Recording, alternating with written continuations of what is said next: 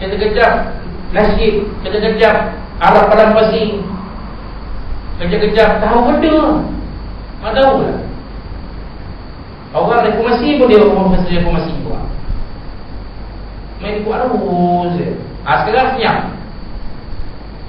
Senyap lah. Esok keluar pula lain pula. Tak tahu. Dah buang je. Nak kata nasyid pun tidak, nak kata Padang Pasir pun tidak. Apa benda tu? Kita sudah tahu. Abang kamu tu kamu betul kan? Kejap kamu banyak. Tuan faham ni lah. Kalau tak faham juga saya tak tahu. Nabi bukan begitu. Kita pun sepatutnya bukan begitu. Saya bukan nak label orang tak betul okay? Tapi ini cerita supaya jadi iktibar. Iktibar kepada diri saya dan iktibar kepada kita semua. Kita bukan menyerang pribadi orang, tapi kita berfungsi. Benda yang tak betul tu kita kongsi, supaya kita jangan terpedaya. Kita terpedaya. Tengok dia ceramah sedap je, wah ini memang minda tajdid terus. Inilah ulama kita nak. Ulama yang bergerak ikut zaman. Ulama-ulama yang lain tu cuma ikut zaman, tak bergerak ikut jumud. Dia seorang je yang ikut zaman. Dia seorang yang tajdid. Orang lain semua jumud. Tak boleh macam tu. Jangan terpedaya. Jangan terpedaya. Wallahu a'lam. Sebaliknya Allah SWT, walakin ba'athani mu'alliman muyassiran. Sebaliknya Allah SWT memutuskan aku sebagai guru yang memudahkan. Nabi SAW mengatakan Allah Ta'ala utus bagi dia itu sebagai guru, mu'alliman, murabbi, pembimbing yang memudahkan. Kan kita baca kisah bagaimana seorang badui tak tahan, sampai kemudian tak tahan nak cari tempat buang air. Dia tak nampak pun, ada nampak dia kena buang air sekarang. Kalau tidak garam nanti jadi lain. Dia cari dinding masjid, dia kencingkan dinding masjid. Tak jumpa bilik air yang kan. Ada sahabat dapat tahu, sahabat beritahu kepada Nabi, ya Rasulullah, ada satu orang Arab Badui ini dia kencing dekat masjid. Sayyidina Umar kata apa? Mana dia Arab Badui itu? Mana dia? Tunjukkan, biar aku pancung pada tu. Buang hajar. Nabi kata jangan. Tanya. Nabi kata biar kencing, biar sian dia. Dia tak pernah tak biasa dengan tempat dia daripada tampuk ujung dunia. Dia tak biasa. Dia nak cari. Kita pun, masjid kita tak ada penunjuk toilet kiri ke kanan ke apa. Jadi dia nak cepat, tak tahan. Dia nampak ada dinding tersorok sikit, dia kencing ke situ. Biar dia kencing dulu, tak apa. Selepas sampai kencing, haram dia kencing, Nabi beritahu pesan kepada, wahai saudara, jangan kencing ini dinding masjid, jangan kencing.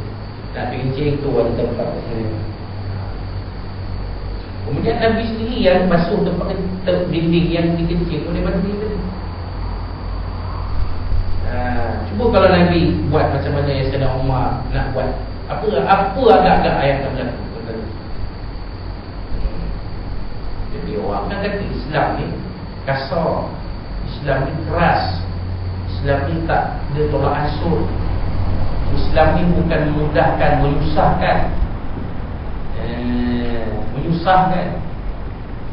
Islam ni bukan mendidik, Islam ni menghukum. Ini dia. Bila kita menghukum macam tu, sikit-sikit hukum, sikit-sikit hukum.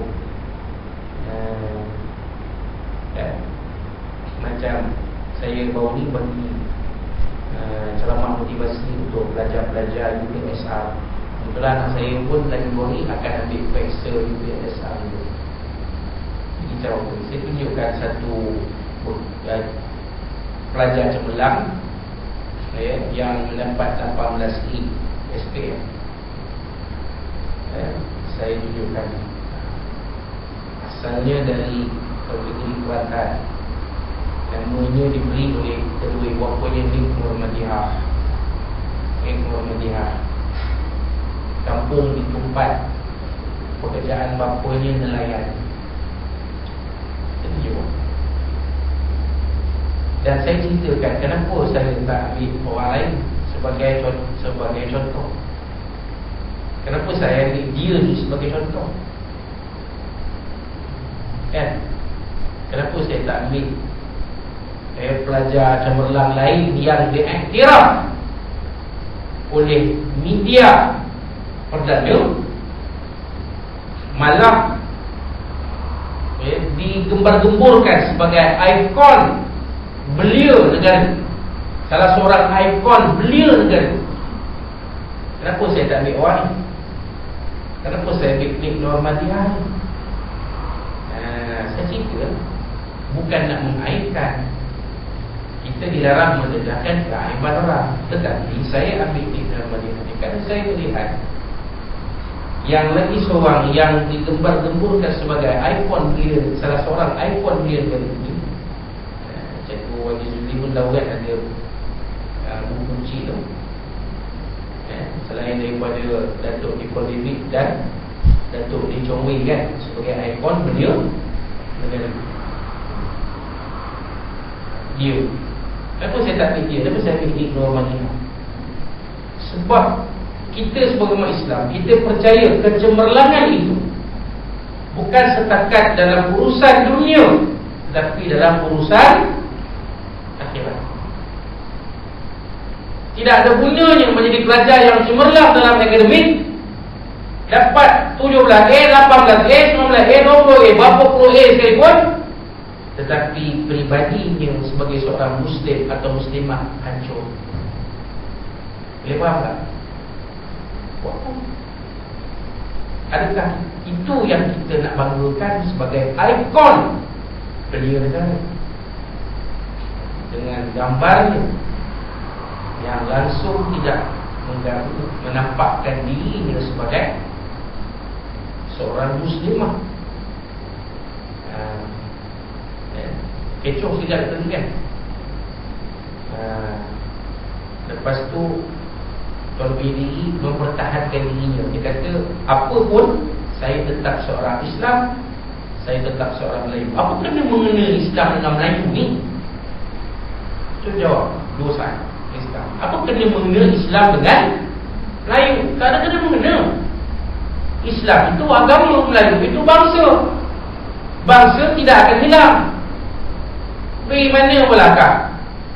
Akak solid lah macam mana pun, cantik macam mana pun, orang tetap kata akak orang Melayu. Walaupun bercakap, walaupun bercakap Inggeris, slang British atau Amerika, orang tak kata you are Melayu, kamu seorang Melayu. Kamu tak akan jadi bangsa lain. Bangsa tak hilang, tapi agama itu boleh hilang kalau kita tidak amalkan dalam kehidupan. Dia selalu dia mempertahankan diri pun ujarnya selalu. Saya sebut tentera selalu. Saya tetap seorang Islam, saya tetap seorang Melayu. Apa kena mengenai Islam dan Melayu ni? Dan selalu lah. Sampai majalah 3 ambil cover story dia, sebab dah diiktiraf ikon belia negara, cover story dia nak jernihkan semula imej dia yang sudah tercalar. Dah tercalar. Orang dah tahu dah duduk sebelahnya belah meletup-letup dengan lelaki bangsa Scottish yang bukan suami dia pun, di satu tempat. Kita yakin tempat itu ialah kelab-kelab. Ini ke akhlak seorang perempuan Muslimah? Bukan nak merakak Ini kita nak supaya kita berfikir. Berfikir.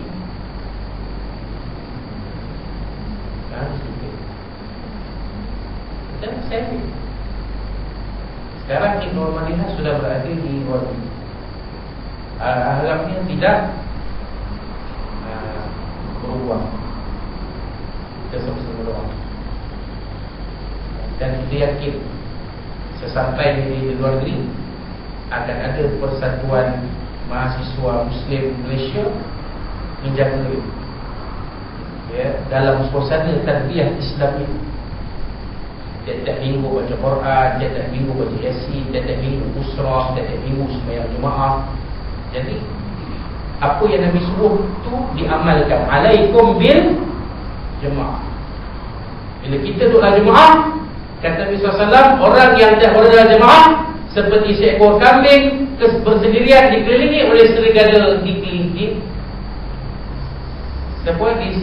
Keliling dia. Dia bisa bersendirian, di setiap ekor dia keliling ada serigala. Tuan-tuan boleh bayang apa ini? Itulah Nabi umpamakan orang yang tidak mengikut jemaah.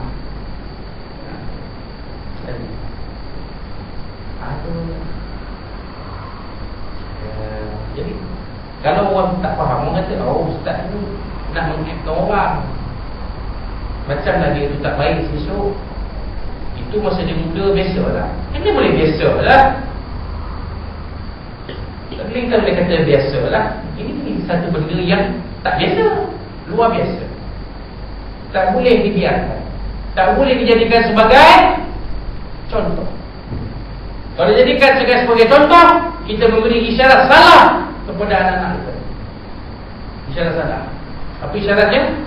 Oh, kalau kita belajar rajin tinggi-tinggi, belajar tinggi-tinggi, pergi mengaji luar negeri, jadi apa pun tak apa, jadi cemerlang dalam pelajaran. Tak jadi, tak mengamal Islam pun tak apa. Tak apa, tak amal Islam pun tak apa, jadi cemerlang dalam pelajaran. Dijadikan sebagai salah seorang ikon beliau menjaga Allah. Di manakah pentingnya akal waras, hati budi orang-orang yang memilih. Mereka ni memilih tak guna neraca agama kan, tak guna neraca Islam kan, mereka guna neraca sekular kan. Wallahu a'lam. Itu dia kata. Ya, dan tunjuk Nabi diutuskan sebagai murabbi, guru yang membimbing, yang memudahkan, yang memberi kemudahan, menyenangkan. Nabi menyenangkan. Satu ketika Nabi SAW berkata kepada seorang ibu tua,